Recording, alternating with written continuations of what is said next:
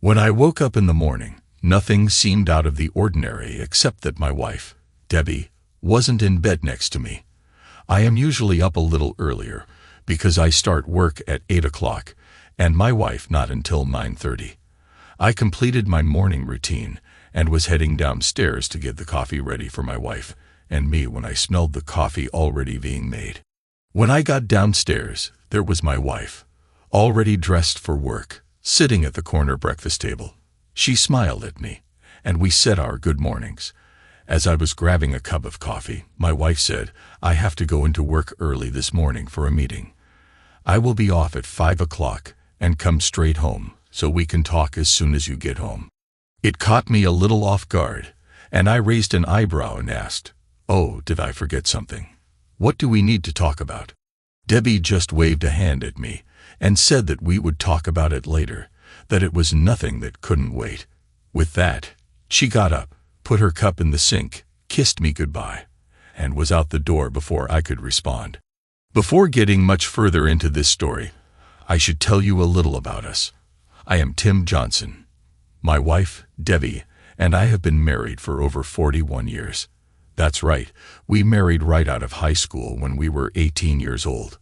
We knew each other since second grade, dated all through high school, and we both knew we were meant to be together for the rest of our lives.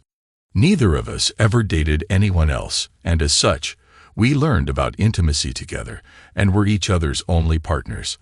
I never even kissed another woman other than a peck on the cheek in greeting, and I assume it was the same with my wife. We went to the same college as a married couple, living in a cheap apartment with part-time jobs to see us through. I had the GI Bill to help with school costs, and her parents helped her out, so while it was a bit of a struggle, it wasn't all that harsh in existence. In fact, we started our family while we were still in college. Our oldest child, Terry, is 37 years old, married with 2 children. She is a family law attorney for an out-of-state firm. Our second, Darcy, is 35 and single, working in Washington, D.C., as an assistant to a director in the Department of Agriculture. Our baby, Sydney, is 34 and married to a police officer in our hometown. She has our other 2 grandchildren and is a hard-working stay-at-home mom. We are very proud of all 3 of our girls.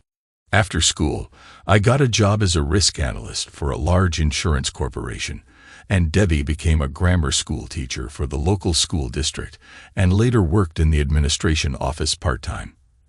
At 59, we are both in excellent health and physical condition. We have both always been very active. I golf, swim, and go to the gym at least 3 times a week.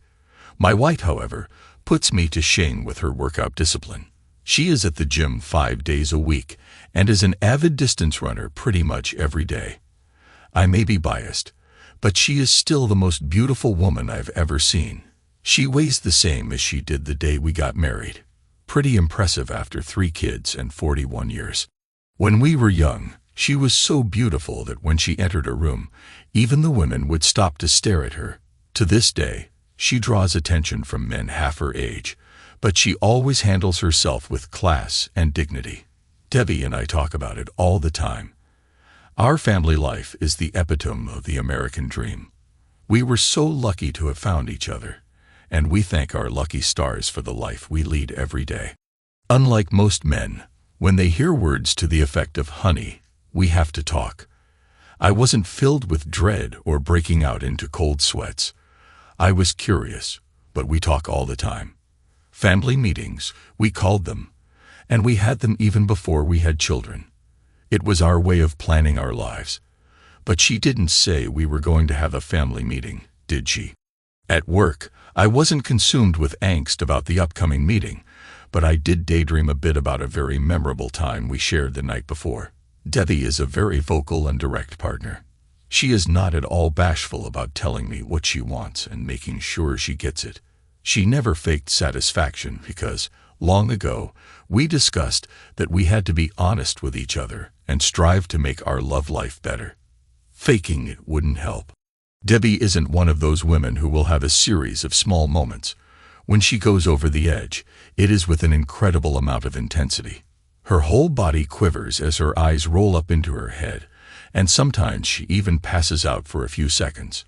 She doesn't even want to be touched for a few minutes because her whole body is so sensitive. It is amazing to watch and be a part of. She tells me all the time that she would never cheat on me because it would take too long to train a new partner. After 41 years of marriage, we still share moments of passion 2 to 3 times a week. Another thing she tells me often, as she did last night, is that while my stamina may not be what it was when I was 25, my lips, tongue, and fingers are magic and working better than ever. All in all, we enjoy a very satisfying love life well into our middle age. As my curiosity was aroused, I left work a little early and headed home. I wanted to get home before Debbie so I could change, get comfortable with a glass of my favorite single malt scotch, and find out what our talk was about. My curiosity started to turn to worry when I pulled into the garage and saw that my wife's 7-year-old Camry was already there. My worry deepened when I saw her sitting at the table with a glass of wine in her hand and my scotch already poured and placed at my seat. She looked very distraught as she was continually rubbing her knee with her free hand. This was a nervous habit of hers ever since I knew her. I asked if I could go change before we started. She replied, "No, I want to do this right now. Please sit down." I didn't argue. As I was sitting down, I was convinced she was going to tell me that she was sick. I felt my chest getting tight and was having difficulty breathing normally.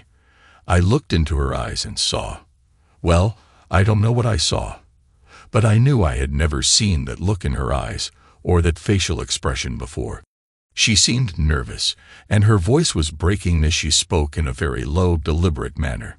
"Tim, there is something I've been thinking about for quite a while, and I need to get this out without interruption.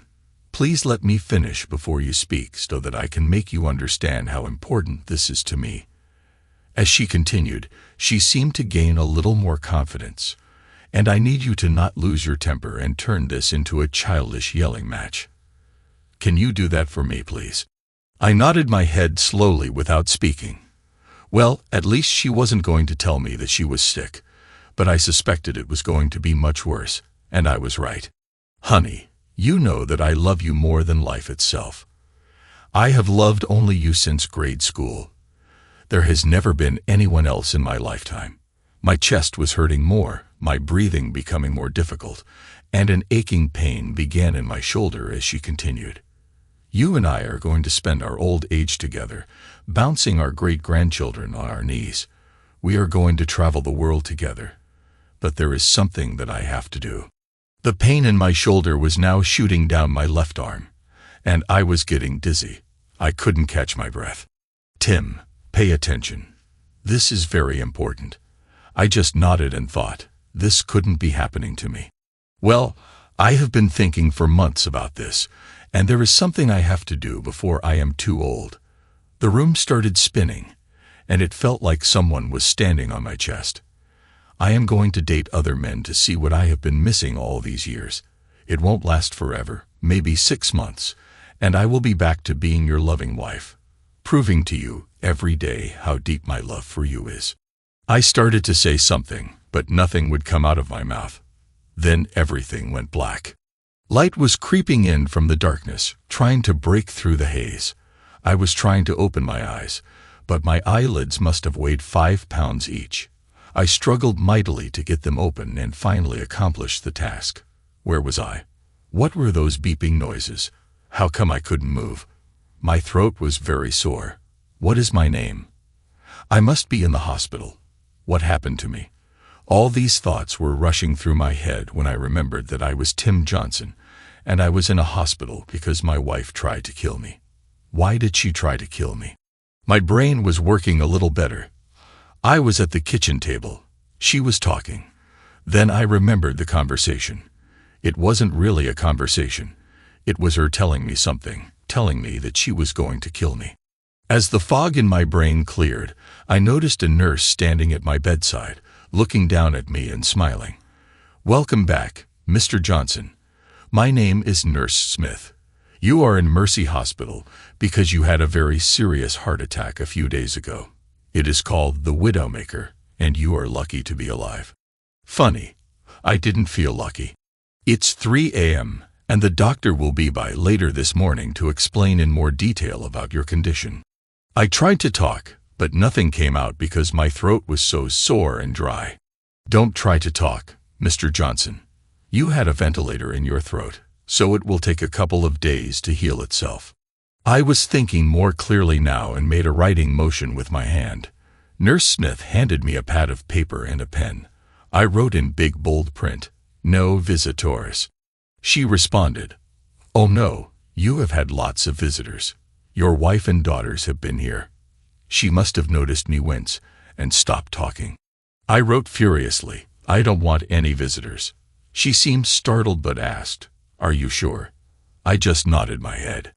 I scribbled another note, "Do not share my medical information with anyone." Her eyebrows arched up, but she just nodded her head. As I was writing another note, I asked, "Is there someone here at the hospital that can help me complete a DNR? Do not resuscitate. Order." With that, I am sure I shocked Nurse Smith, but she held her composure. "Your condition isn't nearly that severe," she began, but I interrupted her by tapping furiously on the notepad. "I will pass your wishes on to the day shift." She patted me on the shoulder and left my room quietly. I figured my life was over anyway, so if something happened, why let the medical community resuscitate me? The way my luck was going, I would probably survive but be turned into a vegetable. So forget it. Plus, there would be the added shock benefit when my wife found out what I did and how badly she had hurt me. I didn't fall back asleep. I had been asleep for a few days, so all I could do was lay there, think, and make plans. I said I did risk analysis for an insurance company, but really my job was to help my company's clients do risk analysis for their organizations. It was a service my company offered, and many clients took advantage of it. I had done it for a number of years, was good at it, and got paid accordingly. In my experience, all companies are afraid of something, but my job was to make sure they were afraid of the right things and offer solutions to mitigate those threats. There's a process involved in accomplishing that analysis, so I decided to adopt the same strategy to solve my problem. You know, the problem of why my wife would want to kill me. I know my wife didn't really try to kill me with her statement, but she damn near accomplished it. The actions I had just taken would buy me time, and time is what I needed to figure this out. As I lay there in bed, waiting for dawn to break, I began the process of analyzing my situation.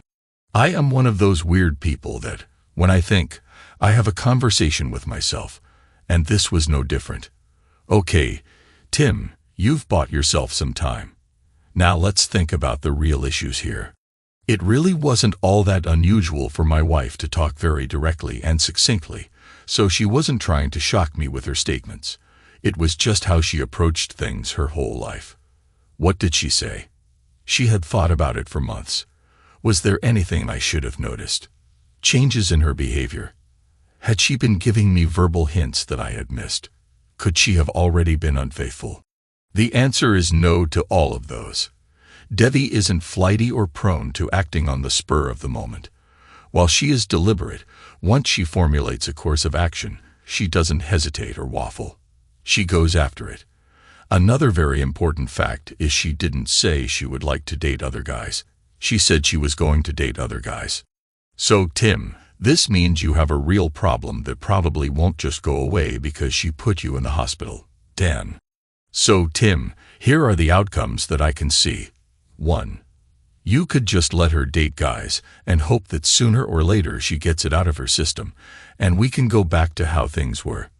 2. You can try to talk her out of it because, frankly, I don't see myself being the kind of husband that shares his wife. 3.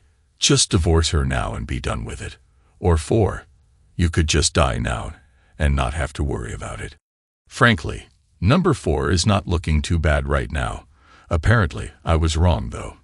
I could fall asleep because the next thing I knew, daylight was streaming in through the window, and the clock on the wall said it was 10:40.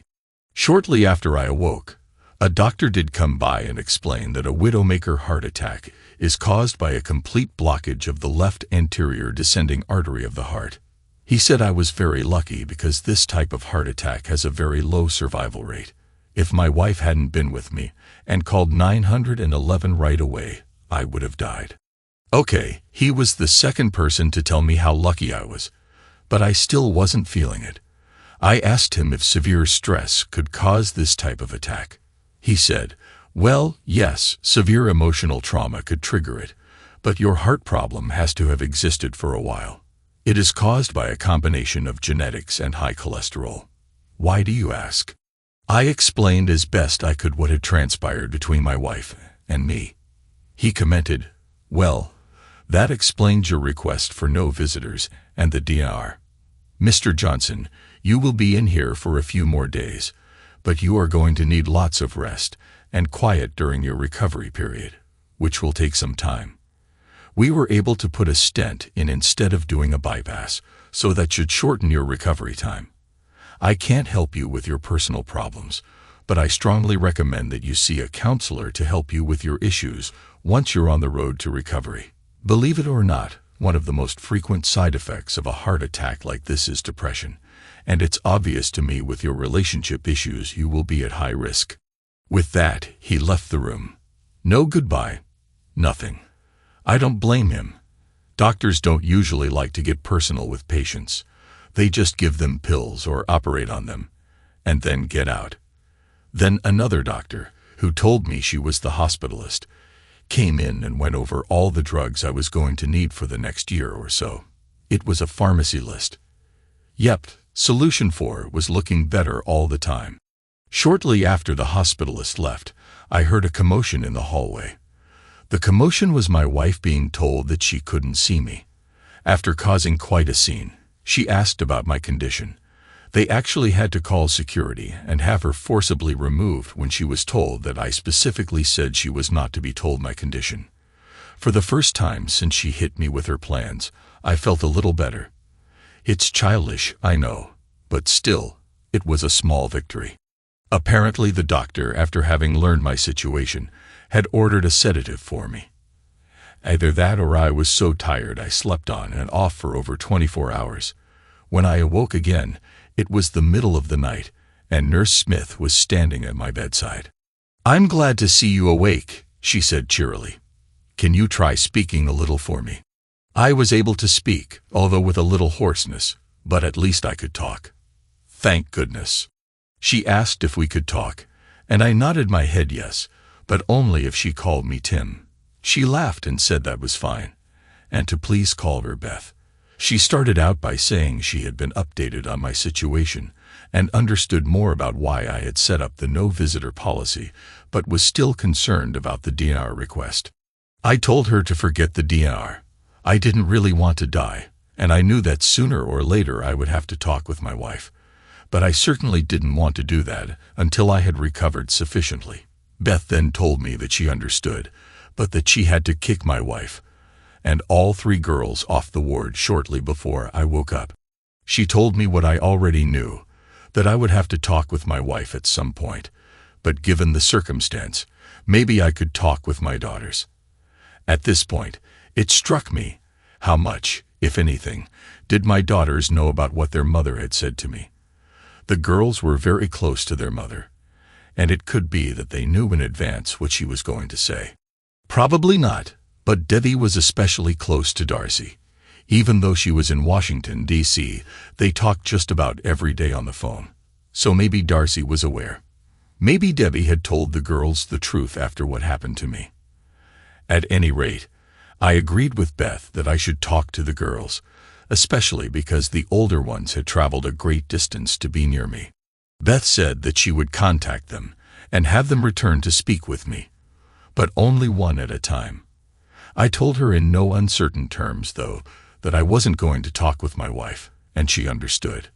I thought it interesting that the girls were back outside my room within 5 minutes. Apparently, Beth had only kicked them to the waiting room. I'm pretty sure the fix was in, but I did want to see my girls, so what the heck. I did talk with each of my daughters that evening but told them I didn't want to talk about their mother. I wanted them to know how glad I was to see them, and that I loved them very much. I had tears in my eyes, and became quite emotional when I finally realized how close I had come to never seeing them again. Sydney did manage to sneak in that Debbie had told all three of them that she blamed herself for what happened to me, but with no specifics. I didn't argue the point with Sydney, and I know she found that interesting. She also mentioned that Debbie promised to sit down with them tomorrow and explain further. Terry and Darcy did tell me that they would be taking extended time off to help with my recovery. I was overwhelmed with emotion, and Beth had to put an end to the visit. After the visits with my daughters, I knew that no matter what happened with Debbie, life would go on. My life was going to be more complicated, but it wasn't going to end. I just needed to decide what to do about my relationship with my wife. Was there even a point in talking to her about it? Even if she scrapped her dating plans, could I still live with her? I needed to answer that question before talking with her. Maybe the girls could help me with the decision. If Sydney was right, Debbie would have filled them in on what precipitated my heart attack, so their perspective might help me. Infidelity doesn't just affect the couple's relationship, it affects the whole family.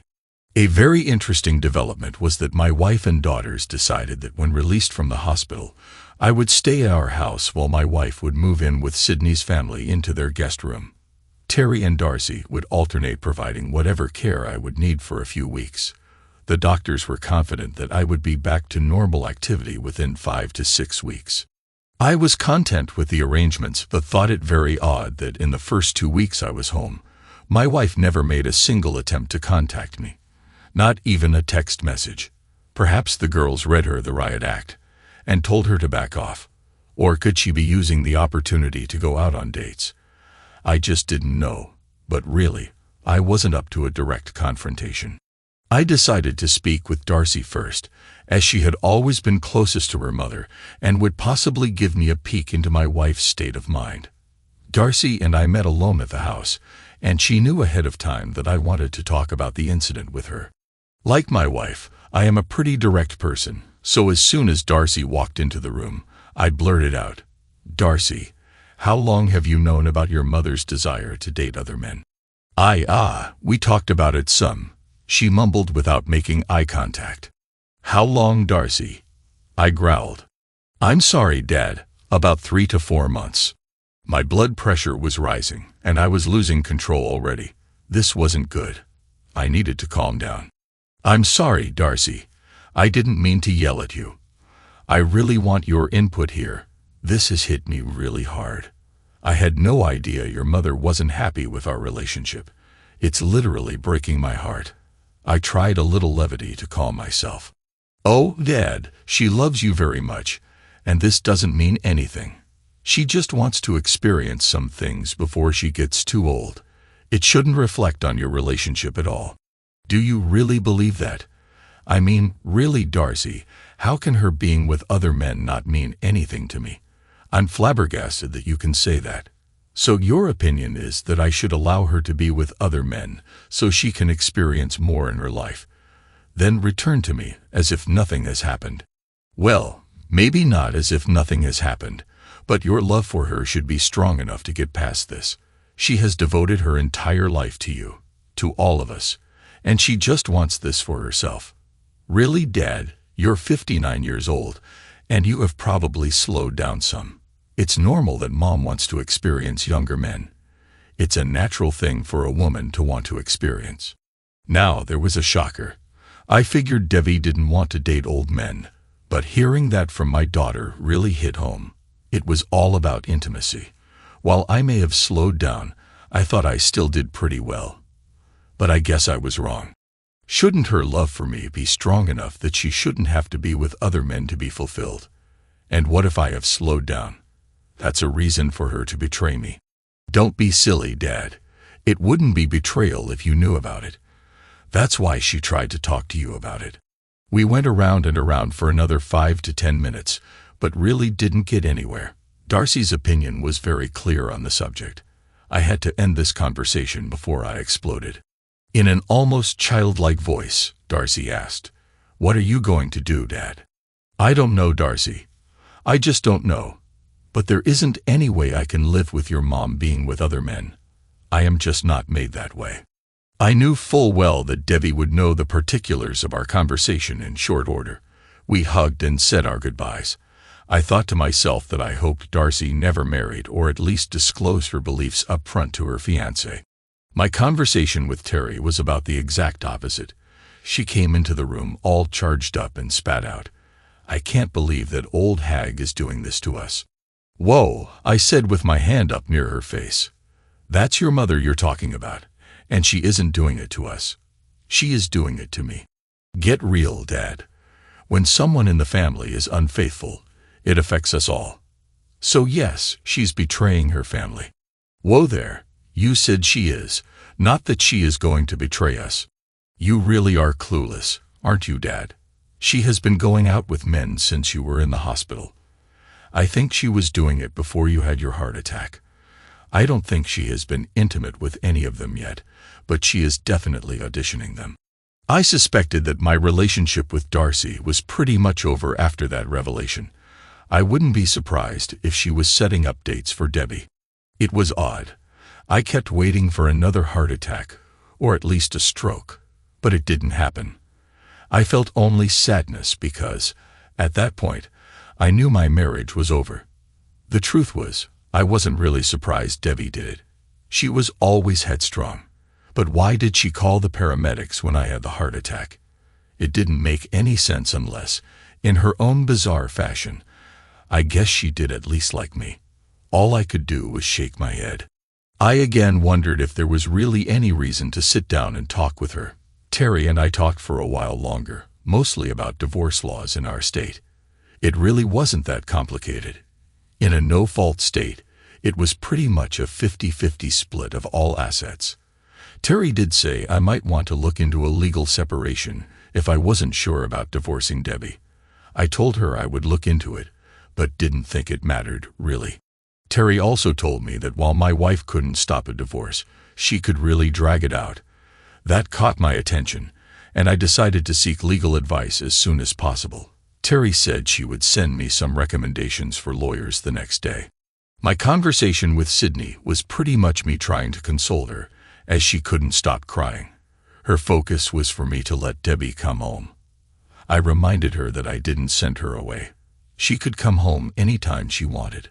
The house was as much hers as mine. I did ask her a couple of pointed questions. "Sydney, has your mother been going out on dates since my hospital stay?" While I already knew the answer, I wanted confirmation. Sydney just nodded her head and kept on crying. "How often, Sid?" Through her tears, she choked out, "Just about every night, Dad." I tried talking to her about it.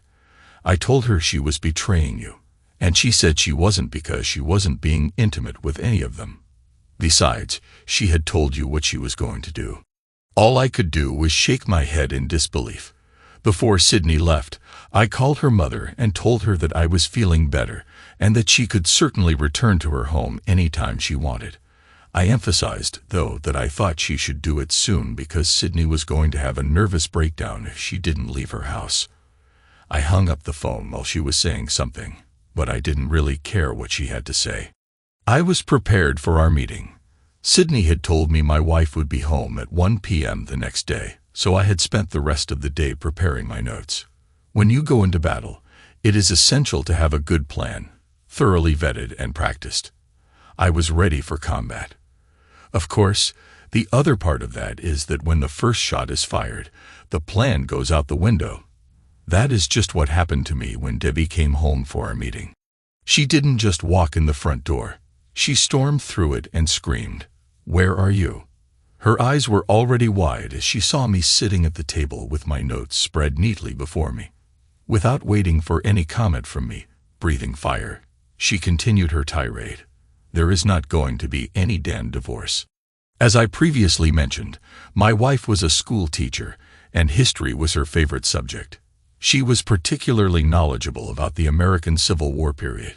It was obvious to me that she had employed Colonel Joshua Lawrence Chamberlain of the U.S. 20th Maine Strategy at Little Round Top on the second day of the Battle of Gettysburg.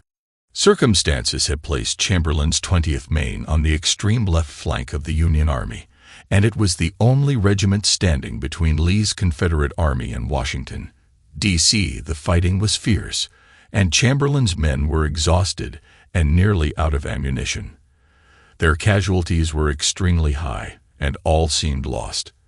Then Chamberlain, a rather nondescript college professor of rhetoric in civilian life, did the one thing no one anticipated. He ordered what troops he had remaining to charge. They did, and essentially, the Union was saved. Well, that is exactly what my wife did to me. She charged when she should have been on the defensive, and I was completely overwhelmed.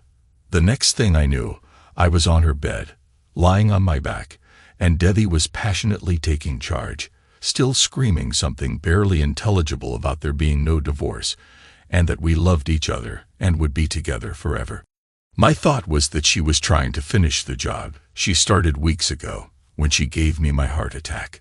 Much later, after having completely worn me out, she began to get dressed and said she would be back tomorrow with her stuff from Sydney's house and that we would get on with our lives.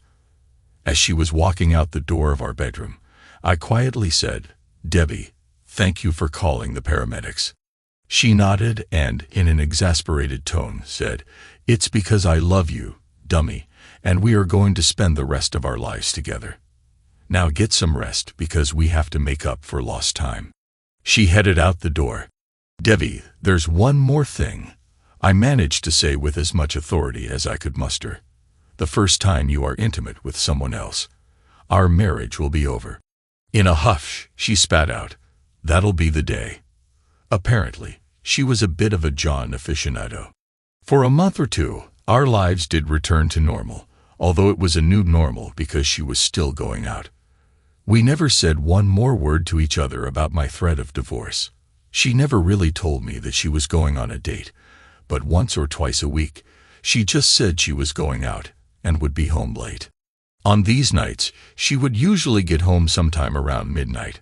She never smelled of intimacy, although she sometimes looked a bit disheveled.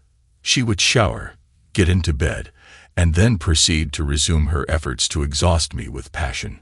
I just went with it and figured if I had to go, this was a great way to go. I knew she hadn't been intimate with anyone yet because, well, just because I knew. Then one night, she got home even later than usual. It was after 1 a.m. I was sitting up in bed reading. I could never sleep when she was out. It wasn't that I was worried about her. I was just waiting for the inevitable. I heard the garage door go up as she pulled her car in. Her heels clicked across the tile floor in the kitchen, and the stairs creaked as she walked up. When she came into the bedroom, we made eye contact, and I just knew. It was obvious that she knew that I knew. She broke eye contact with me and headed into the master bathroom as she spoke. "This doesn't mean anything at all. It is outside of our relationship and will be over in a few months. There is no need for further discussion." She closed the door behind her. When I heard the shower go on, I got up and went into the guest room. Not only did I lock the door, but I also pushed the dresser in front of it. I wasn't going to make the mistake I made at Little Round Top again. Somehow, I knew she wouldn't come after me. It wasn't like her. In her mind, when I got over my little snit, things would go on as usual. And I was right. I never heard a peep out of her the rest of the night. For my part, I didn't sleep at all. There were tears in my eyes as I mourned the death of my marriage. My thoughts turned to planning for the next few weeks. We were more like roommates than a married couple. We were polite with each other, but simply did our day-to-day chores and duties. I knew she went out a few more times, but I didn't know what she did. I had completely moved into the guest room and was usually asleep when she got home. Yes, I really was asleep. I found that as my plans advanced, I became more relaxed and confident that I had chosen the right path. I never went through a hand-wringing, woe is me period, wondering what I could have done better. I didn't chastise myself for not being a more attentive husband. I refused to apologize or accept responsibility for not being aware of every emotion my wife might be experiencing. In my mind, a marriage is a covenant. She broke the contract, not me. She never discussed any issues or disappointments with me. She just told me what she was going to do. The funny thing is, though, that part of me understood why she wanted to experience more. It's a natural human emotion. She just never gave us a chance to figure out alternatives. She had made a unilateral decision that effectively finished us. End of story. I also understood why she made her decision unilaterally. In the Western world, almost 100% of marriages are, in some respects, female-dominated. Ours was no exception. I suppose if I could find any fault in this mess, it's that I was too accommodating. But there was nothing in our 50-plus years of being together that should have sent the message to her that I would accept her behavior. I let her make most decisions about our domestic life because it made her happy and it was more important to her. In fact, before we got married, we had long talks about our expectations of fidelity. There was no gray area and certainly no allowances for unfaithfulness. I was never close to being unfaithful. I never even did anything that would not pass the spouse test, and I expected the same from Debbie. She did this to us, not me. A couple of weeks after Debbie was unfaithful for the first time, I was ready for her. One night when she went out, I sat at our kitchen table where we had most of our family meetings and waited for her to return. When she came home, I said quietly, "Debbie, we have to talk." "Not now," she said dismissively. "I need to take a shower and get some sleep. We can talk in the morning." "No," I responded with an authority that she hadn't heard from me before. "We are going to talk right now.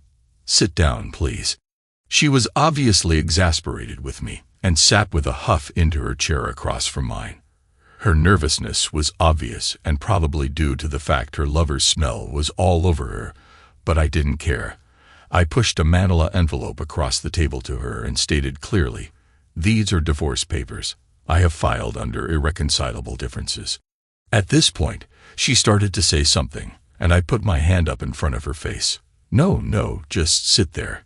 Several months ago, you told me to sit and listen to you without interrupting, and I expect you to do the same until I am finished." She leaned back, rolled her eyes, crossed her arms over her chest, and stared at me. I continued, "These papers explain everything. My lawyer's card is in the envelope.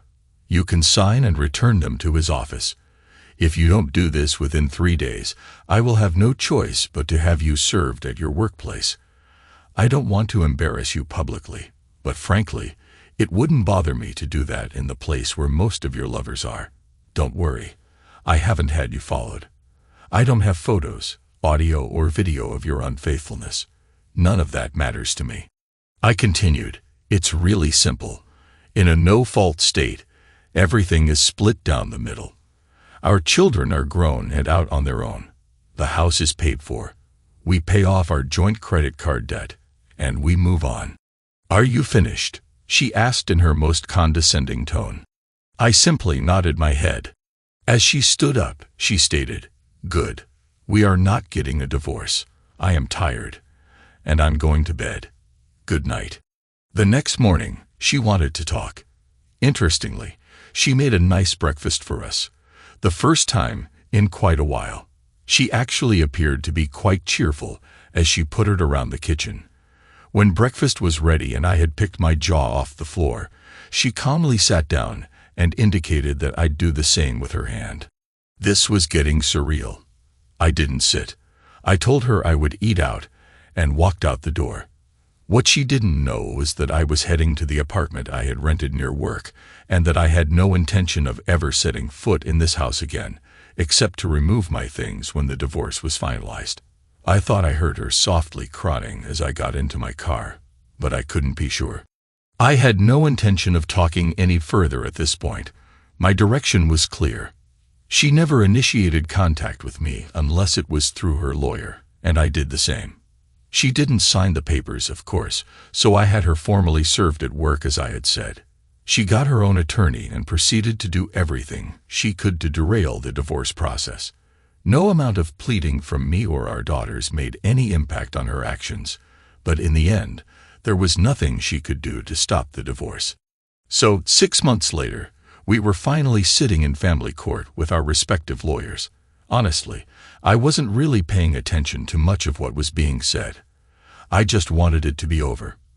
My lawyer had told me that this was the only formal proceeding I had to be present for, and I was grateful. But when the judge addressed my wife directly, I sat up and focused my attention. "Mrs. Johnson, why do you not want me to grant this divorce petition as it is written? It all seems a fair disposition of assets." My wife replied as she stood to address the judge, dressed like she was going to church. "Your Honor, several months ago, I made a terrible decision that ruined our 41-year marriage. At the time, I was going through menopause and not thinking clearly. I was feeling old and unattractive. Some younger men at work had been flirting with me and showering me with praise and attention. I sadly and ridiculously thought that my husband would understand and let me have a few months of harmless flings. I was dumbfounded as she continued. He knew I was seeing other men for many months, so I assumed he was okay with it. I know now that I was wrong. I stopped seeing anyone when he hit me with divorce papers. In fact, I have been seeing a therapist several times a week, and she has helped me see how wrong what I was doing was. I know I can't stop him if he insists on getting divorced, but I was hoping that you could order couples counseling for us to try to put our marriage back together. We have been together for over 50 years, and it seems to me that the least my husband could do was agree to go through therapy together before giving up on our marriage." As Debbie was sitting down, she looked over at me with a sly smirk on her face. I thought for sure the judge was going to ask Debbie to marry him. He was so enamored with her speech. This wasn't good at all. I looked pleadingly at my attorney for him to do something. When I heard the judge addressing me, Mr. Johnson, are you paying attention? I asked you what you thought about what your wife said. She has made some very compelling arguments. Surely your 50-year relationship is worth trying to salvage." "Oh," I said to myself, "this can't be happening to me." My wife could hardly contain her glee. My attorney was doodling something on his notepad. It looked like he was drawing a big Phillips head screw. I am so screwed, I thought. But then I had an epiphany. I was in combat again, and the first shot had been fired. I responded, "Your Honor, may I have a moment to absorb what my wife has said? She really has given me pause to think. I would like to talk with my attorney for a moment." The judge responded quite good-naturedly, "Of course. I think that is wise." Everyone in the courtroom thought they were witnessing a real hallmark moment. I quickly turned to my attorney, who by now had finished his Phillips head screw. "What happens if I withdraw my divorce petition right now? Can he still order counseling?" My Clarence Darrow-like lawyer turned and stated, "No, he can't. The court no longer has any jurisdiction in the matter." "One more question, Clarence. That's not important right now," he interrupted. "What happens if I just disappear? My wife would have to serve me in order to get a divorce, right?" "Yes, but it isn't really that simple. She could have a divorce granted for abandonment after 1 year," he replied. "Only if my luck changes," I said wistfully and with a heavy sigh. "There isn't a law that says I have to live with my wife, is there?" My mind was really racing now. "No, there isn't," he said in a lawyerly fashion. Then the light bulb went on in his head, and he asked, "Will I still get paid?" "Of course." I smiled broadly, straightened my tie, brushed my hands to smooth my slacks, and stood up to address the court. Everyone wanted the Hallmark movie ending, so I was going to give it to them. Sort of. "Your Honor, in light of what my wife has expressed in a most convincing manner, I hereby withdraw my petition for dissolution of marriage immediately." It was bedlam in the courtroom. Not really. There were only about 12 people in there, and it was lunchtime, so those not involved got up to head to the cafeteria. The judge banged his gavel, granting my request, with a big smile and tears in his eyes. My wife and her attorney were both crying happy tears themselves. I was steaming mad, but plastered what I hoped was a happy face on, and walked directly out of the courtroom. I reached my car with my wife hot on my heels, blabbering something about us being happy, blah, blah, blah. I started the car and left her standing in the parking lot, wondering what just happened. As I pulled out of the parking lot, I threw my phone into the bushes and drove straight to work.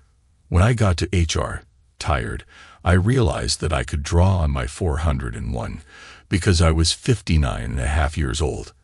I couldn't get Social Security for a few more years, but with my 401 and our other assets, I knew I could make this work.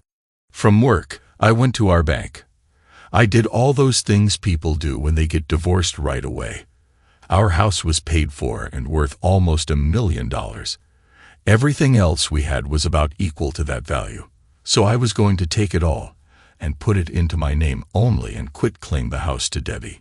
My family didn't know where I lived and had only been reaching me through work or my phone, so I had time to finish what I was going to do unimpeded. 2 weeks later, after having set up this meeting with Debbie, I pulled up to her house.